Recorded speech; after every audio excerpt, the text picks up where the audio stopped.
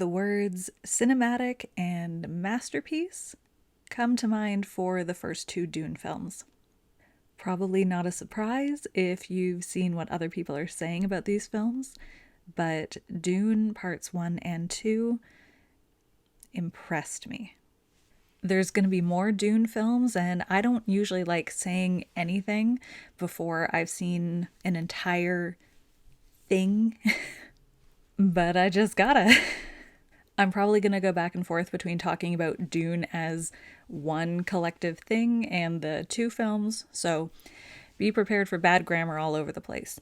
But Dune 1 or 2, yes, they are good. Yes, they are worth seeing. Yes, they are worth watching on as big of a screen as you can find.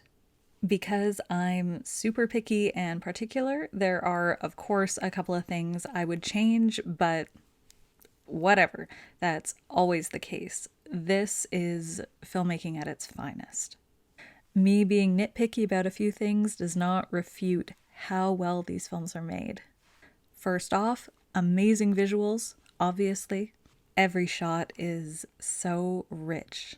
There is so much for my visual creative mind to chew on. You could spend an hour on one scene, noticing the details of the sets, the costumes, the lighting and placement, the interactions between the actors, everything.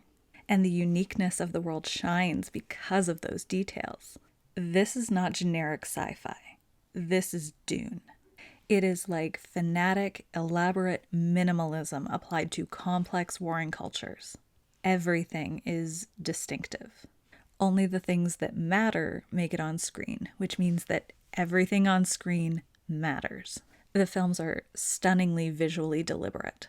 Art on screen. And I'm going to say pay attention to something that, when done right, you don't really pay attention to. The acting. The way the characters move, speak, the way they show or hide their motivations and emotions. The actors are beautifully deliberate in their choices. They sell you on the world and make it believable. And it is so refreshing that several of the actors have actually read the books and speak highly of them. I don't think you can do a proper adaptation unless you respect what you're adapting. It could very well be a factor in how well these films turned out. There is so much moral ambiguity to the story, and characters that skate the line between good and bad, heroic and evil, and challenge what those words mean to the audience, especially because the story, the overall story, is far from over at the end of the second film. The villains are severe because they have to be next to the complexity of the main characters. And everything hinges on the performances of those main characters, those actors' ability to connect, especially Paul and his mom. Stunning performances.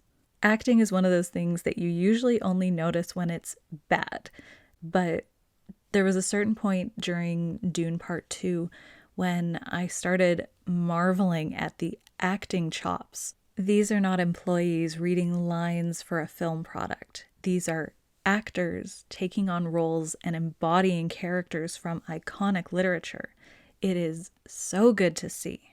It takes talent for an actor to disappear to the point that I can see the character first. And the films treat all of their characters with respect. Every man and every woman is powerful in some way or important to the story. No one is a throwaway. These actors know who their characters are, even if they're only on screen for a few minutes. Everyone serves a purpose as part of the story, and you can see their strengths and weaknesses. I love these films. It's a toss-up which one I prefer.